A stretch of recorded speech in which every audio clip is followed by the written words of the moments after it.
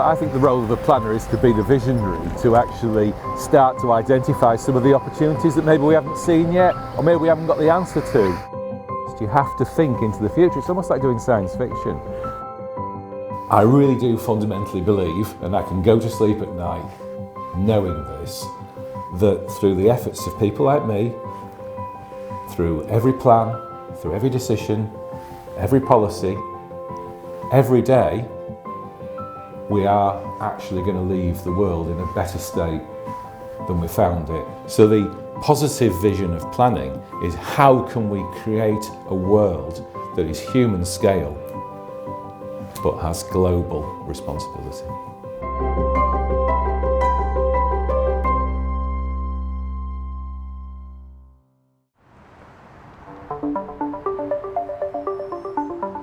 In many ways, the scope and reach of planning is vast. I always say to people, if it wasn't here, you would soon miss it. It's a bit like oxygen, you know, in that sense. But no, pretty much everything that we consider to be normal and a well-functioning place ultimately will have an element of planning beneath it. In many ways, there are three overlapping issues, which I think are the major issues of the day. So we have climate change, which is our biggest existential threat. But allied to that very, very closely is health and well-being, because the disparities that we see in terms of climate risk also will be risks to our health and well-being. And then the third issue, which is really important to bear in mind in all of this, is what the government calls levelling up. But it's really around tackling inequalities both locally and globally, because actually the people who are most at risk from climate change are probably the poor. And I think it's a massive opportunity for planners to be there in the frame, talking about the things they've been talking about for a long time, and how ultimately we do actually then deliver not just on climate change, but ultimately to also deliver on social and economic benefits too. Planners are all over the country doing that sort of thing for us right now.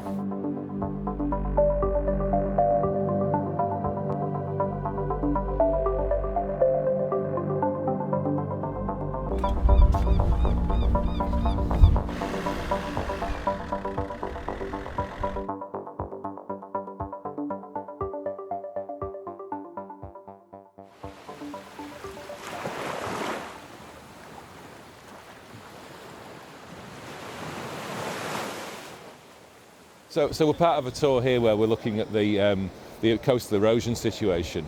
But what we're going to be looking at in a second is we're actually looking at an unregulated landfill site that's been there for a long time and is also at risk of coastal erosion.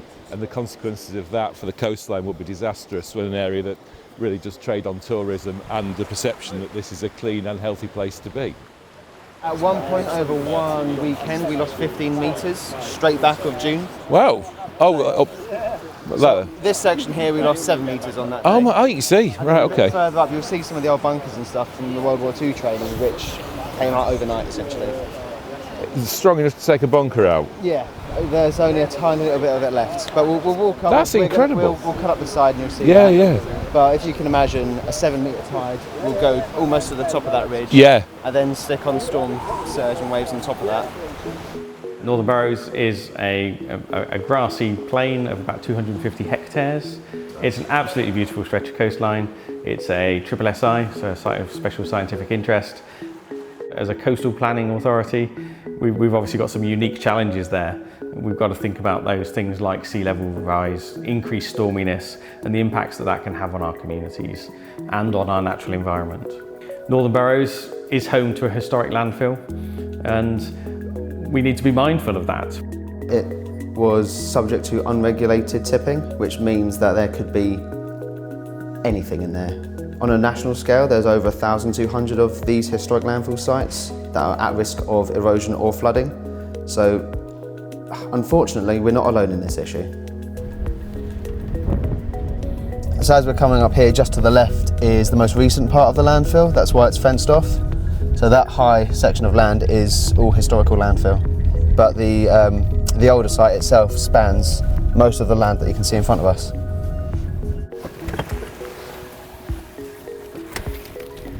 How often do you come out and do assessments and check the place? It really depends on what the storm conditions are like. So through winter, I'll be probably at least once a week for this site. When you've got those big storm events, I guess it's a case of making sure you're down here regularly. Yeah, it's not like I'm going to stop the storm, but whatever the time is, I'm here for it, which is yeah. not always the best thing for your mental well-being. No. But everything we're stood on right now is landfill. This is the slightly older stuff. It's a nicely grassed open area for sheep to graze and horses to be on, but underneath it is historic landfill. With sea level rise and climate change, erosion will increase. At the moment, the current predictions for this section of coastline that we've seen is between 3 and 4 metres a year. So managing and maintaining this landfill site is really complex, as well as all of the other historic landfill sites. It's unaffordable for us to move the landfill. It gets subject to landfill tax because it has to go to another landfill site, which then makes it too expensive to move. So then we look at protecting it in the short term. We don't want to see an environmental disaster where we're seeing the impact of historic landfill sites bursting open and causing the environmental damage that we know that could cause. That's about the impact to our economy, to our tourism sector. It's about the impact that could have on our local communities and on an area that's really cherished. By thinking about it now, we can start to think about what the solutions might be, and we can start to lobby for action. And I think having those sorts of things in a plan, in a physical document, allows you to point to it and allows you to go and have those conversations.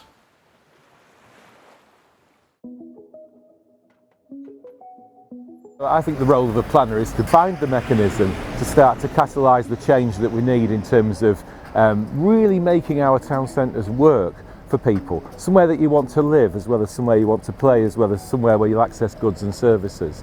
Somewhere that's attractive, something that says something about culture, says something about local pride, and ultimately becomes somewhere that's housing, actually a first choice, not last choice, which often historic town centres end up being.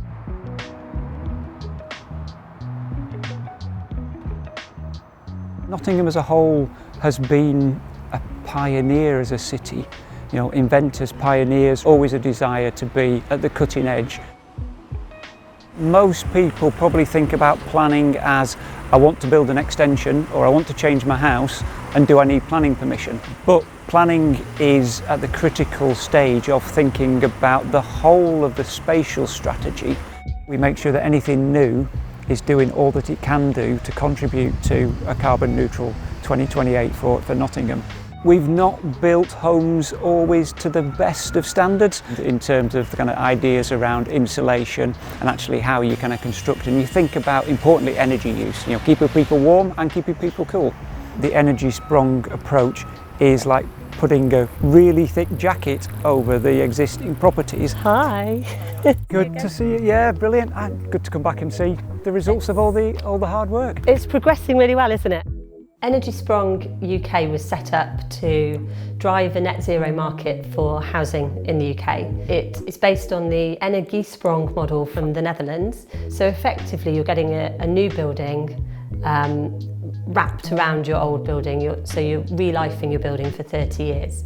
And by doing that, the savings that are made in energy by the tenants and the savings that are made in maintenance by the landlord of the property can then be rolled into paying for the cost of the work up front. Nottingham City Council were the first council to adopt the Energy Sprong approach in the UK. The project was delivered by Nottingham City Homes, who procured Melius Homes as the solution provider. So now we are getting close to where it all started for Energy Sprong in the UK. So the first pilot project is just down here on West Walk in Nottingham. So these properties were built in the 1960s, and they are quite typical of the non-traditional manufactured homes that were built after the war. And as you can see, the properties before the retrofit happen are really in need of regeneration and improvement. They're cold during the winter, they get really hot in the summer, so they experience overheating. I think the challenge for planners and the planning system is the degree of change that this type of approach can actually bring. I think the decision making that was gone through here is actually the greater good, the more importance of the quality of life, the contribution to a net zero target, that actually we manage this and we deal with it. And I think the proof is in it isn't so disruptive. Hi Rob. Good morning, Emily. Good to see you. You too, how are you? Yeah, good, thanks. You? Good. You want to have a little walk around and see where we've got to? Yeah, that'd be great. Yeah, let's go and see the panels before they go to site. There's approximately 26 million homes in the UK, and the majority of those homes will still be used in existence by 2050. And 2050 is our key target date in terms of net zero. We got involved in the Energiesprong approach back in 2016, and we were very interested in trying to support the development of whole house retrofit and the use of off-site manufacture. So this is now at the stage where we're doing the finishes, the cladding, and then obviously the end result is a warmer, more comfortable home and a reduction in energy and carbon from that home of about 80%. So the process for planning that we went through here was really streamlined and really efficient, and I think it was down to that, like you say, the expertise and the sort of early engagement, and the fact that there was almost a design code set up by your design manager to say this is what we're looking for. It's the spirit as well as the expertise that you enter into those discussions. And my recollection of this as a project was actually this was kind of for the greater good, and actually it was what's the art of the possible and how do we make this happen.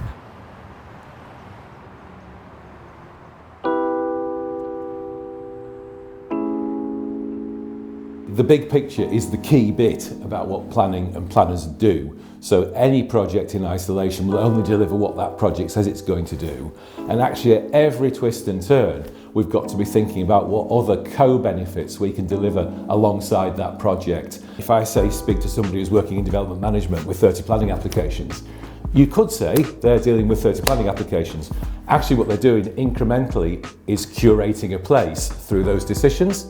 If I talk to somebody who's a policy planner, they'll be writing out that vision, and well, actually the key part of any vision in terms of climate change, for example, we're putting the right thing in the right place.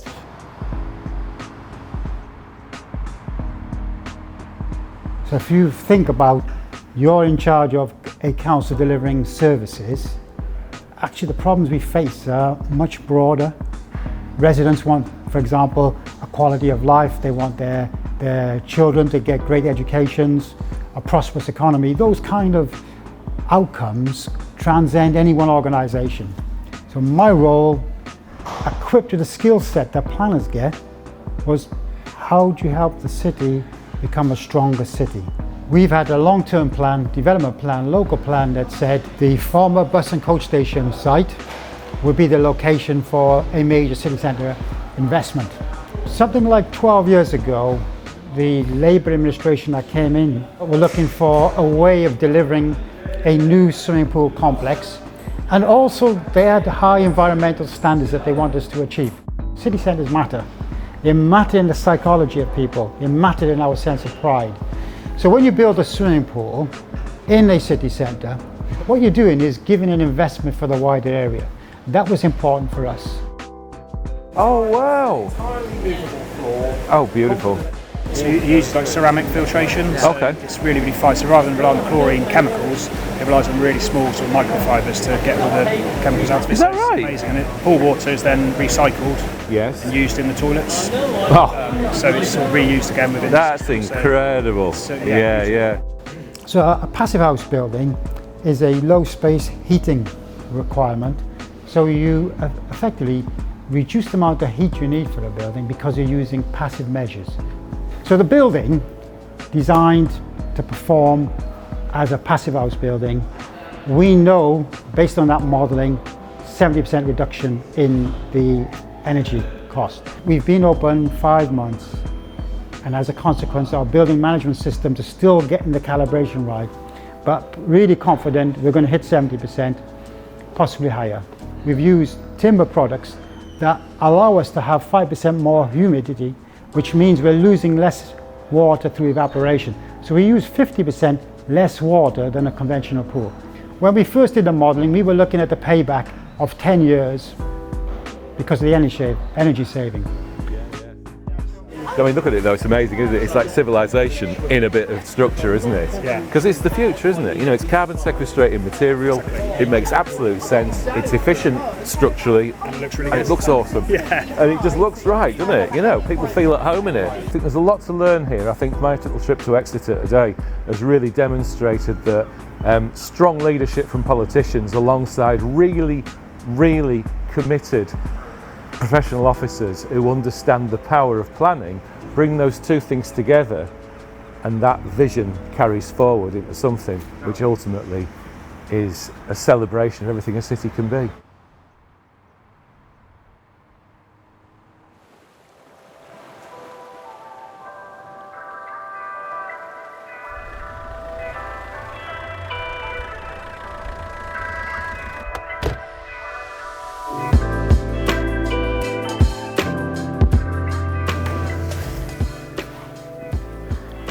Hey, nice to meet you. Good morning, nice to meet and you. Nice to meet you, pleasure.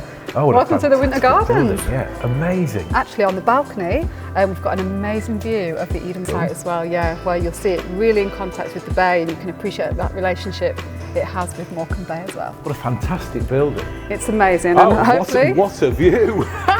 Brilliant. Yeah, so here we have the Eden site, Eden Project North. They were attracted to Morecambe because of the bay.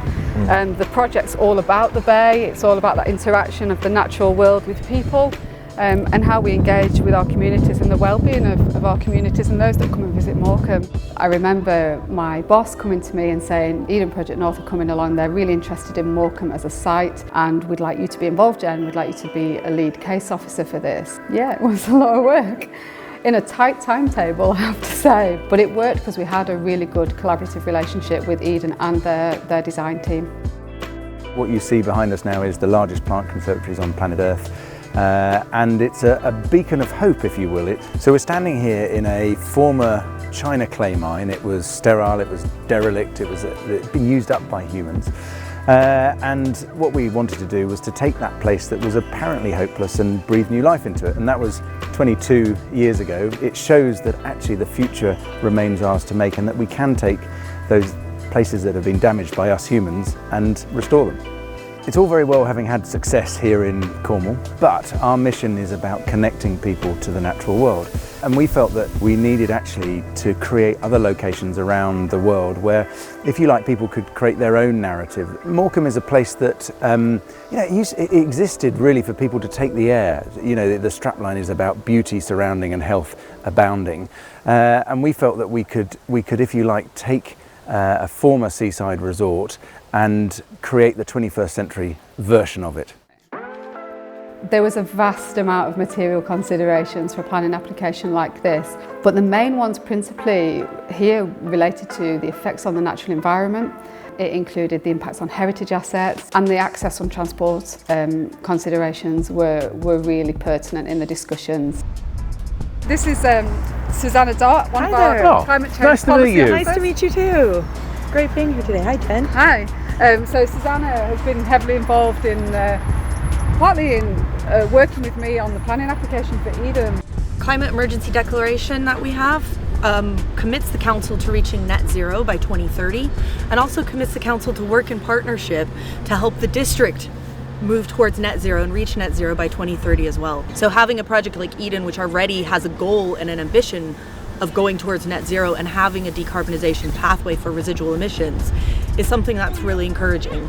It's a really important point as well, and it's the power of the local plan, but also the power of the council to be the convener of these conversations and to show leadership. There's an old joke, which is that very often from some of the public sector bodies, you get every assistance short of actual help. Well, the opposite has been true in Lancashire. I have to say, the county council, the city council, the local enterprise partnership have genuinely been right behind this project and really helping us to make sure that it can be as good as it possibly can be. It's really important to remember that planning is actually about getting development on the ground, and I think the partnership working that we've seen here has been a really good example of how development management can work really well.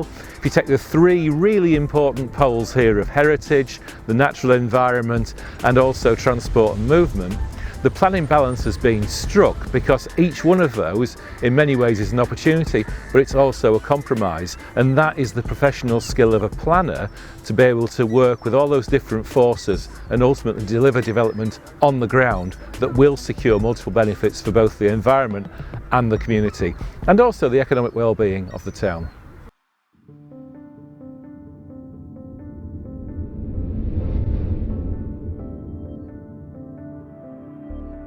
So my post was created in response to Lancaster City Council declaring a climate emergency. Our job is to look at planning policy and see how we can achieve better climate outcomes. Because planning underpins so many things, it's absolutely critical that we bring our communities along with us as we plan for our climate future. And one of the things at Lancaster City Council is that we are really looking to increase the amount of people who are engaged in planning and engaged in deciding what future they want to see. And one of the ways that we're doing this is through this project with Lancaster University in placemaking with young adults. To do planning, you read the past, you understand the present, and then you create a vision for the future. In that vision, without young people, doesn't make any sense to me, because they are going to be the protagonists of that space. But you cannot reach most of the young adults because they are busy and it's very difficult to find them. So this project, particularly the placemaking with young adults, is targeting this audience and experimenting novel methods to reach them. A lot of exciting things going on in Lancaster, whether it be the Eden project or the regeneration in the city centre. This is one of the key ambitions of the council in terms of growth in this area and doing it to a really high standard. So we're standing probably in the middle of a broad location for growth which has been identified in the Lancaster District Local Plan. That broad location for growth is going to be investigated through a new area action plan for approximately 3,500 new homes and a range of associated infrastructure like schools, local centres and employment. We're right at the very start of preparing that area action plan.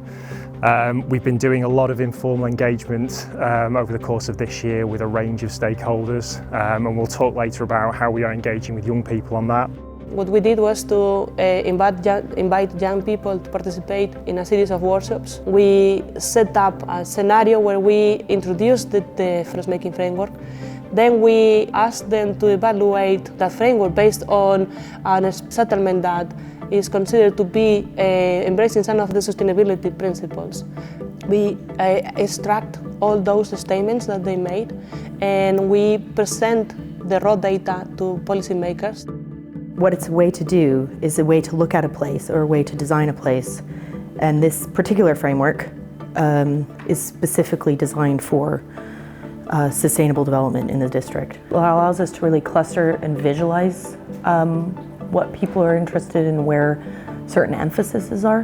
What you can find quite reflective in that is a lot of the ambitions focused on what look like the green elements of the placemaking tool. So very kind of switched on towards the kind of the climate agenda as much as anything else.